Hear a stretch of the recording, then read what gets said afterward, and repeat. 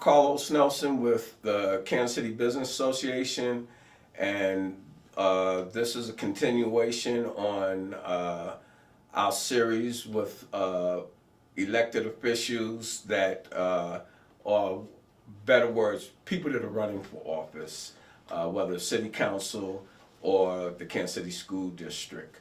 Who do we have here? My name is Jensen Adams.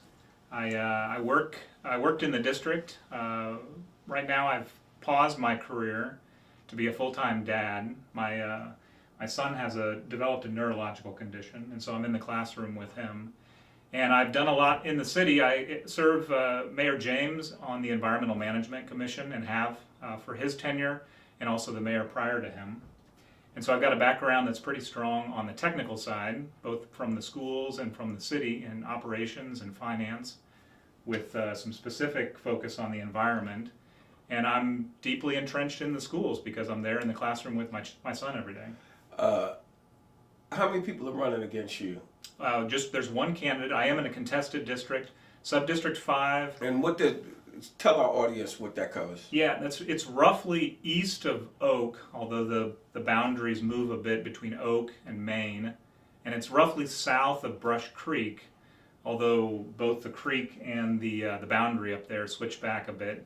So if you just think south and east, like Southeast High School, Troost Elementary, Hartman, Holiday, Success Academy at Rogers, or at Knott's, you're going to get basically the district that I'm. All right, we're going to go some rapid fire, Okay. per se. All right, I want you to tell our audience a little bit about yourself, as where'd you go to school, Yep. where'd you get your degrees, Yep. and things like that. Okay. So I'll start back in high school. Right. Public school. Right. I went to public school. I was in the North Kansas City School District at first. I graduated a fifth-year senior, so I graduated from Park Hill High School. All right. But I got things together, tried out college for a little while, then worked.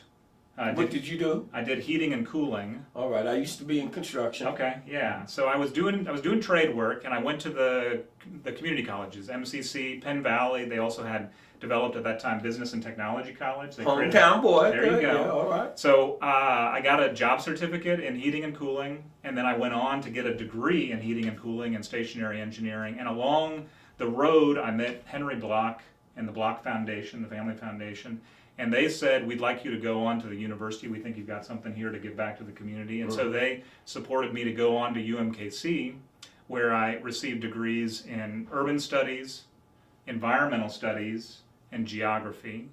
And that's where I still am at. I'm in the Block School, getting a Master's of Public Administration. So I'm very much a hometown boy in education. All right. And you talked about the mayor and some of the initiatives working with him. Tell our audience a little bit more about that. Yeah, so when I moved south of the river, which was back around 2000, I started working for a nonprofit called the Metropolitan Energy Center, which was over on Paseo for the longest time. It had first been a city office that was started when Joanne Collins was serving in the council. It spun off as a nonprofit, and we helped with weatherization, but we also helped with contractor training, and increasingly we helped support the utilities when they began to invest in energy efficiency.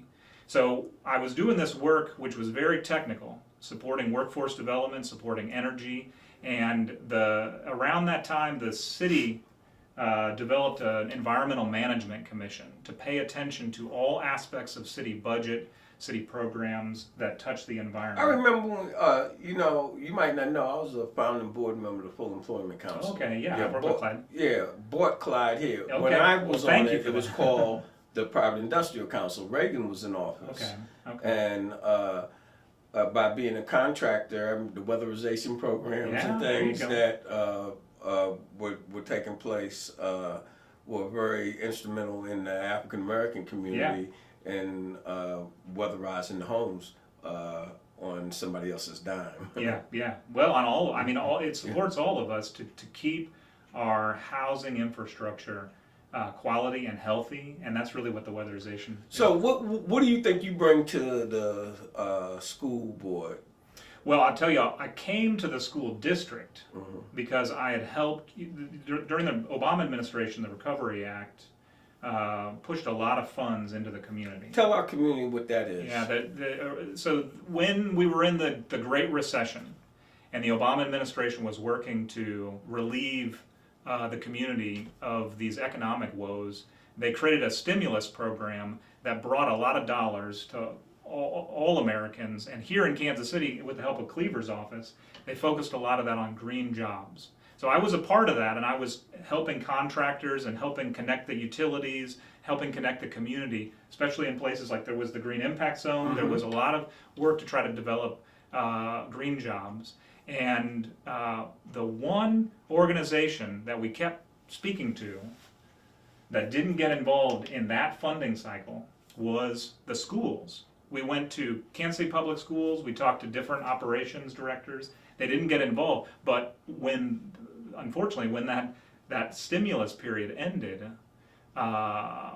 luckily Steve Green was the superintendent at that time, Al Tunis, his chief finance officer, and they decided to create an office for energy and sustainability. And since I knew about all those programs, I came in to help launch that. So that's how I got to the schools. Now, I did 5 years worth of work. We did about $30 million worth of investment in the schools. All that's going to pay for itself on energy savings, right? I mean, that's the amazing thing about energy savings, pays for things. And during that time, I'm sad to say that my son was struggling all the while. Around that period in life, there's a lot, when you're 4 and 5, there's a lot of hormone changes that occur in the brain.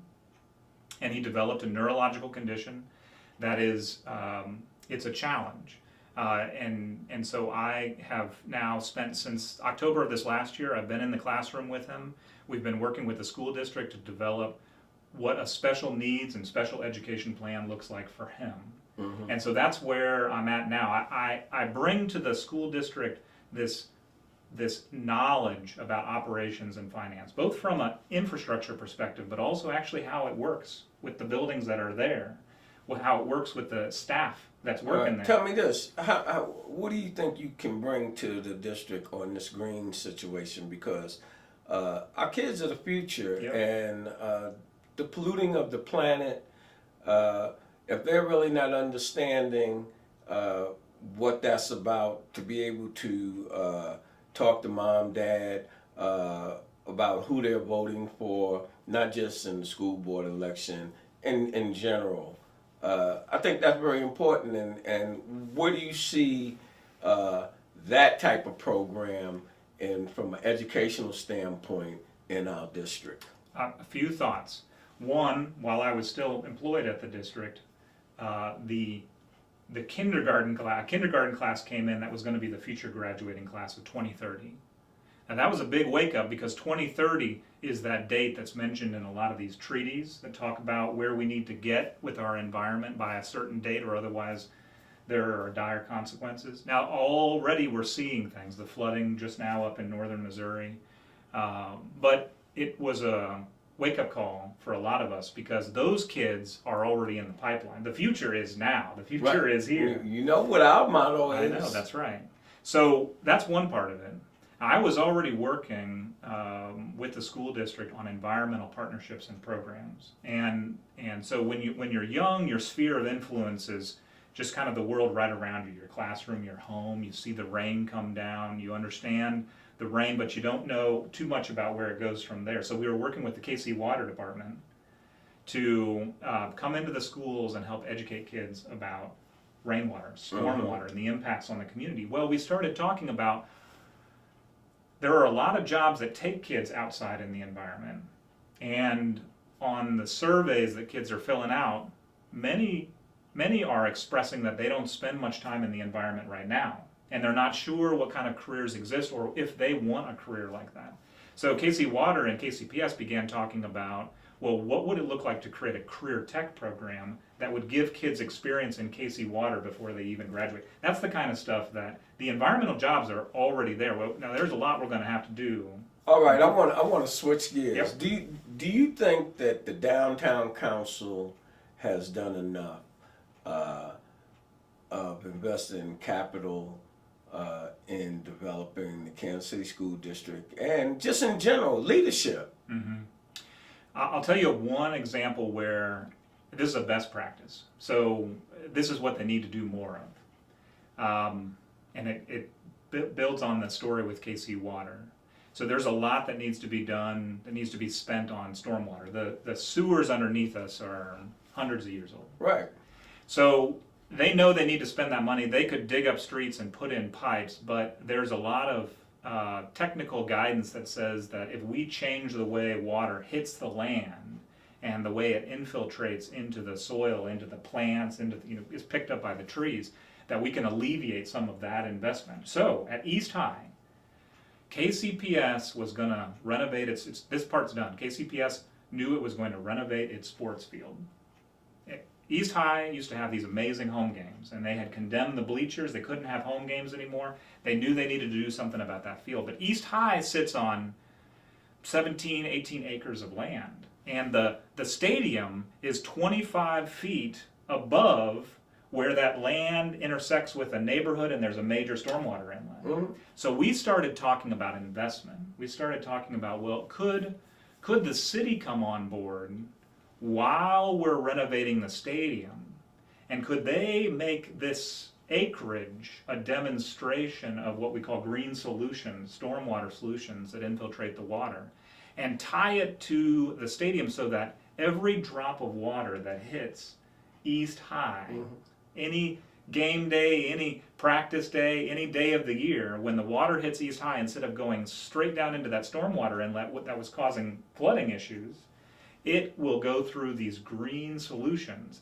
And the city brought money. The community brought money to see that. All right. This is why I was talking about the downtown council. Most of the investment that has taken place in the urban core, for sure, whether it's Sunfresh or whatever, is city money. I see. To have a thriving community, you need Yeah. business. Yeah, And, I agree. and I'm saying with the Kansas City School District. with that. See, if the Kansas City School District succeed, Yep. there's no Johnson County School District. So I think the school district, people on the board, people in the school district, they've got to be at the table. Either Right, you're on right, the table they- or you're at the table. I like that. At the table or on the table. That's it. So when we were doing this $30 million investment in the performance of the schools, the physical energy performance of the schools, my office went down to KCPL and we said, we want to partner with you all. We know that you want your business to be energy efficiency as much as renewables, as much as power generation. And what can you bring to the table?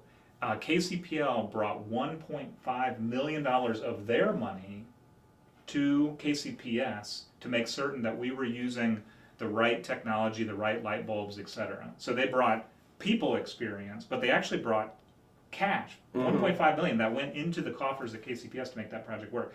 So it took us going to the table and saying, we understand what the interests of the downtown council, or KCPL in this case, we understand what your interests are, and we have those interests too. How well are you at building coalitions? I think that's where it's at. In the short time I was working there, we brought, it was about 30 environmental partnership organizations that were hungry to find a way to involve the school district, involve the kids, involve the teachers, and we brought them into the office. What do you think about this accreditation?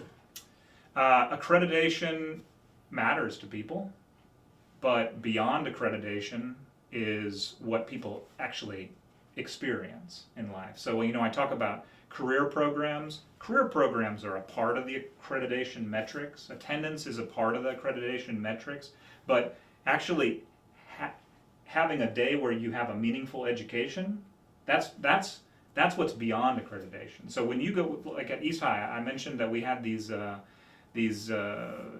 relationships with environmental organizations. We created an after-school program at East High that got kids out there in that 17 acres. We were removing invasive plants. They were learning something about their neighborhood that they never knew. And a couple of those kids, there was an undersecretary of the Department of Interior who was in town because they had provided funding for this program. And he was asking, so, what is it that you like about this? What's this? And some of those kids said, we come to school because we know we've got this program after school on that day. That's what I was telling Manny in the other interview, that little is known. I started the Cub Scout program in the Kansas City School District at James Elementary. Okay. And my godfather, Carl DeCapo, was set on the Boy Scout of America main board, and he seen to it that at Meservey and James, and then it proliferated, that the scouting paid for their uniforms, their badges, and what have you. And that's when I'm talking about the corporate community or these organizations. Our community don't have anything. But we still need some of these same experiences that help build our skill set and what have you. I want to turn into this. What do you think about Vogue Tech from a labor standpoint? Everyone the people that I'm associated with, we have another show called Contractors Corner, and we talk about construction issues and minority issues. But overall, with all this construction being done in Kansas City, the next 10 years it's going to be we really don't have enough manpower. And what are we doing, just like on the environmental front, what are we doing on these other fronts that really deal with our youth and who and how this work structure and skill set for the next generation, for the jobs that are local, how do you feel about? It's a passion of mine.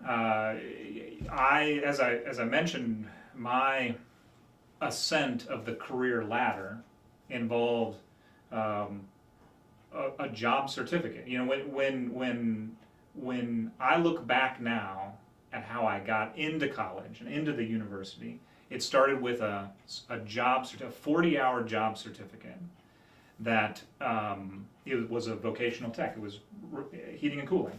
So, you know, eventually that was going to lead to a geography degree and a degree in public administration. And even in public school, I'm saying they used to have shop and all of this. I wish that there was more shop. There is a VOTEC program at KCPS, Manual Career Tech. And certainly all of the schools are developing, all the districts are developing VOTEC programs of one sort or another. I'll tell you, one of the programs that I like the best in the region is up at Liberty Public Schools. And at Liberty, they've got a school where they are introducing kids to, I think the number is something like 5 different career options. And they do it using a problem-based approach. So they go out to the corporate community, they ask, hey, who here has a problem that we can, they call it backcasting. When you walk backwards, this is how you develop curriculum too. So you walk backwards from the problem, and then you figure out, okay, what do you need to know each step of the way in order to understand the problem? And then once they walk kids through that process, the kids come up with these solutions for the problems.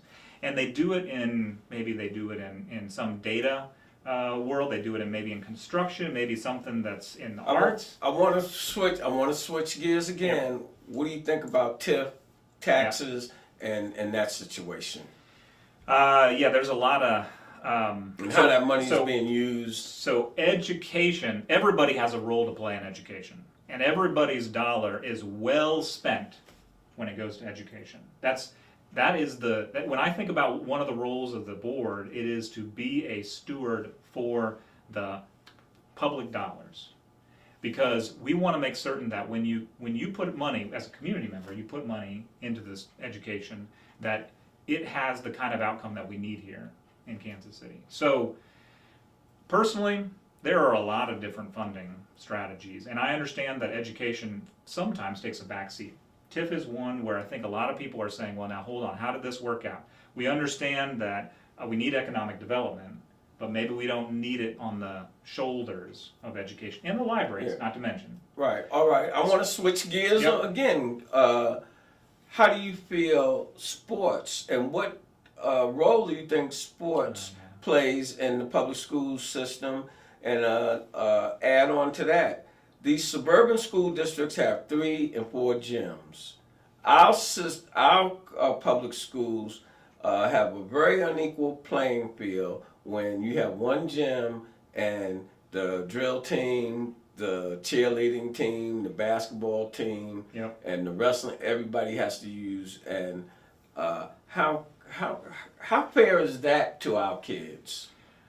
And that's been like that for some time with the Kansas City School District. So, couple thoughts. One, I think that some partnerships could solve this. Albuquerque, you're going to be amazed by this. My friends in operations at the Albuquerque Public School District don't own a single pool. In Albuquerque, they don't own a single pool. All of the pools are owned by the city, and there is coordination between the city and the school district to make sure that pools can be available for every kid to learn how to swim, to learn how to play sports in the pool. So we've got a lot of assets. The school district has, upwards of 4 or 5 million square feet of space. They've got 500 acres of land. To me, so two things. One, underutilization is what you're pointing to from my perspective. Underutilization does challenge the ability to have dollars for you to develop that stuff yourself, for the school district to be an island and to develop all that themselves. I don't think that's the answer. I think the answer is to think about, well, what's the community asset? And then maybe, and like they did at Central, YMCA rented Central High for a time. All right, let me say this to you. I really like what you're saying, because how we're in the digital space, right? And we have sports and what have you. And it's like the school district, instead of trying to create really good partnerships with people that are in the industry, they'll take what you're doing and then they'll try to do it. And you can't do it. Why are they? Yeah, but you can't do it. You can't do it. It's the dollars aren't there. It doesn't add up. Right. Yeah. And so why are you spending dollars to create a sports program when you have a company that is doing all your sports, that's what they do, and you can put it on your network and get your kids more exposure. The partnerships carry that experience so much further. That's what, certainly the school is going to play a role. Right. The question is, what role can the community play that can make the sporting experience for the kids the best possible? That's the question. So what are you going to work towards? Well, I've mentioned that I am deeply entrenched in special education. I have seen a side of KCPS that I think is it's underappreciated. About 20% of the kids have some kind of a special needs or special education plan, and quite honestly, as Mr. Rogers used to say, we are all special. Want to know something? You mentioned Mr. Rogers. My audience don't know. The gentleman behind the camera knows. I've showed them. My stepfather was one of the original creators of Sesame Street, and I worked on Sesame Street when I was in high school. Most people think that the Muppets, no, it was animation. I did the letter W, Wanda the Witch, the letter S, Sylvester the Seal, the letter N, Nancy the Nanny Goat. And so I really understand the connection that you have to make with your youth to turn their mindset. And Sesame Street has educated and affected 2 or 3 generations at this point. And under good educational guidance and good stewardship by board members and so forth, we can influence the education, the green issues, the financial issues, the inequity issues through education. But that does not come without leadership. And that does not come without people serving on these boards, putting teeth into legislation, into policy that corrects some of the things that have gone on. That's right. That's right. I'm looking to do that in representing the 5th Sub-District. And how can our audience get in touch with you? Well, again, my name is Jensen Adams. It's going to show up on the ballot as D. Jensen Adams. You can reach me by email at jensenadams@outlook.com, or you can call my mobile number directly at 816-455-2306. No gatekeepers on that number? Nope. Excellent. In closing, as we always say, when you invest in your community, you're really just investing in yourself. Good night. This program is brought to you by the Kansas City Business Association.